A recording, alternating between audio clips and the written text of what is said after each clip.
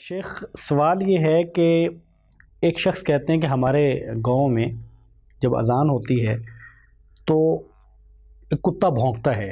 عجیب و غریب آوازیں نکالتا ہے۔ اس کا کیا مطلب ہے کہ اذان اور کتا اس کا بھونکنا، اس کا کیا مطلب، ایسا کیوں ہوتا ہے؟ بسم اللہ الرحمن الرحیم۔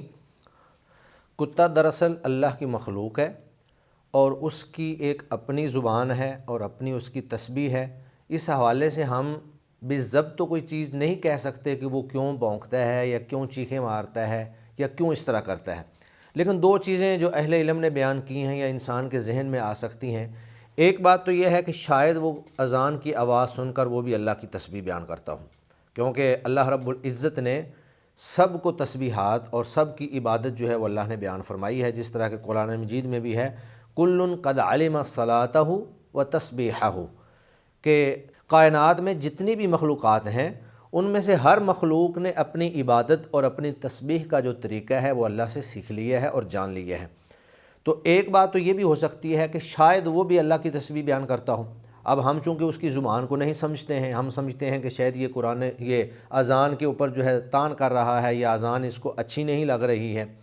اور دوسری بات یہ بھی ہو سکتی ہے کہ چونکہ کتا جو ہے اس کے اندر شیطانی صفات پائی جاتی ہیں، اور شیطان کے حوالے سے آپ نے ایک حدیث پڑھی ہے کہ نبی مکرم صلی اللہ علیہ وسلم نے فرمایا کہ جب اذان ہوتی ہے تو شیطان اذان کو سن کر بھاگتا ہے، دور دوڑتا ہے کہ مجھے اذان کی آواز سنائی نہ دے،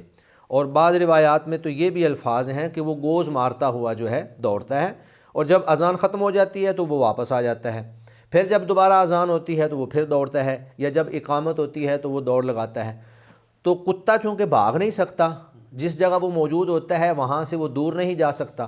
تو اذان کی آواز جو ہے وہ اس کے اوپر ایک بوجھ بن کر برس رہی ہوتی ہے، اور وہ اپنی شیطانی صفات کی وجہ سے اذان کا بوجھ برداشت نہیں کرتا اور وہ اپنے خبث باطن کا اظہار کر رہا ہوتا ہے۔ تو یہ دونوں ہی چیزیں ہو سکتی ہیں۔ اس بارے میں چونکہ ہم کتے کی زبان سے آگاہ نہیں ہیں کہ وہ تسبیح بیان کر رہا ہے یا اذان کی وجہ سے وہ بوجھ محسوس کر رہا ہے اور اس کے اوپر وہ چیخیں مار رہا ہے، تو شریعت کے اندر اس حوالے سے کوئی چیز ثابت نہیں ہے۔ یعنی جو سوال پوچھنے والے صاحب ہیں، شاید ان کا سوال اس لیے تھا